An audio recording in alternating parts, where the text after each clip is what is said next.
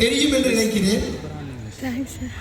கோயில் என்றால் அகல் ஏற்றுகிறார்கள், இயேசு கிறிஸ்துக்கு மெழுகுவர்த்தி ஏற்றுகிறார்கள். ஏன் என்று தெரியுமா? நான் சொல்லுகிறேன்.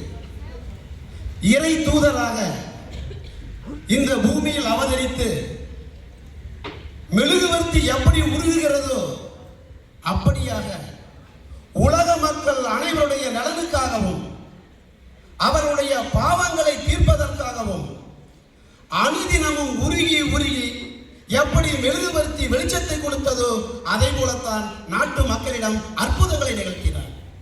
இதை யாரும் மறுக்க முடியாது. நம்முடைய தாளாளர் அவர்கள் அடிக்கடி சொல்லுவார், மதங்களை தாண்டியது இயேசு கிறிஸ்துடைய பிறப்பு என்று. உண்மைதான். ஒரு முறை விவேகானந்த அவர்கள் சொல்லுகிறார், நான் மட்டும் இயேசு பிறந்த காலத்தில் பிறந்திருந்தால் என்னுடைய கைகளை வெட்டி, கால்களை வெட்டி, தலையை வெட்டி இறைவனுடைய பாதத்திற்கு அபிஷேகம் செய்திருக்கிறேன் என்று சொல்லுகிறார். ஏனென்றால் அந்த அளவிற்கு புனிதமான கருத்துக்கள்.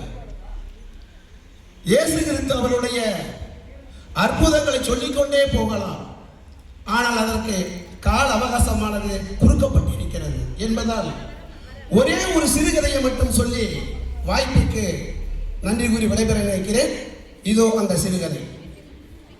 ஒரு பெரிய சொர்க்கத்தை போன்ற ஒரு அரண்மனை.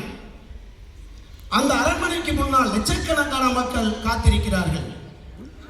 எல்லோருடைய முகத்திலும் ஒரே ஆச்சரியம், கவலை. என்ன என்று சொன்னால், அந்த அரண்மனைய கதவானது மூடப்பட்டிருக்கிறது. உள்ளே நுழைந்தோம் என்று சொன்னால் ஆடம்பரமான நகைகள், ஆடம்பரமான வசதிகள், அதே போல பூங்காக்கள், சோலைகள், ஒரு சொர்க்கத்தில் என்ன இருக்குமோ அப்படியெல்லாம் உள்ளே இருக்கிறது. ஆனால் அறையினுடைய, அதாவது வாயினுடைய கதவானது பூட்டப்பட்டிருக்கிறது.